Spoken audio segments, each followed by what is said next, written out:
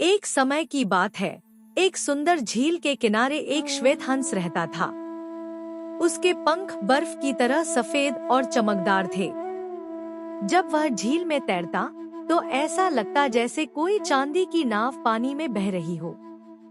जंगल के सभी पक्षी उसकी सुंदरता की प्रशंसा करते और कहते, हंस भाई, तुम्हारी सुंदरता अद्भुत है। उसी जंगल में एक काला कौवा भी रहता था। वह बहुत चतुर और चालाक था, लेकिन वह हंस की सुंदरता से जलता था। जब भी वह हंस को झील में तैरते देखता तो कुढ़कर सोचता, आखिर इस हंस में ऐसा क्या खास है। मैं भी उड़ सकता हूँ, बोल सकता हूँ, फिर लोग इसकी इतनी तारीफ क्यों करते हैं। एक दिन कौवे ने तय किया कि वह हंस को हर हाल में नीचा दिखाएगा। उसने सोचा, अगर मैं हंस से तेज तैर कर दिखाऊं तो सबको लगेगा कि मैं उससे बेहतर हूँ। अगले दिन कौवा हंस के पास गया और उसे चुनौती दी, हंस भाई, क्या तुम मुझसे तैरने की दौड़ लगाओगे।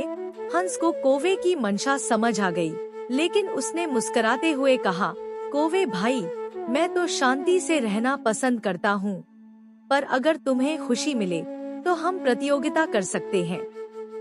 जंगल के कई पक्षी झील के किनारे जमा हो गए। सभी उत्सुक थे कि यह दौड़ कौन जीतेगा। कौवा बहुत आत्मविश्वास से भरा था। जैसे ही दौड़ शुरू हुई, वह तेजी से पानी में कूदा, लेकिन कुछ ही सेकंड में पानी में बुरी तरह से डूबने लगा। हंस आसानी से झील में तैरता जा रहा था, लेकिन बेचारा कौवा अपनी पंख फड़फड़ाता और डूबने उतराने लगा। वह झील के पानी में न तैर पा रहा था और न ही ठीक से उड़ पा रहा था। हंस ने देखा कि कौवा परेशान हो रहा है। उसने तुरंत उसकी मदद की और अपनी पीठ पर बैठाकर किनारे तक ले आया।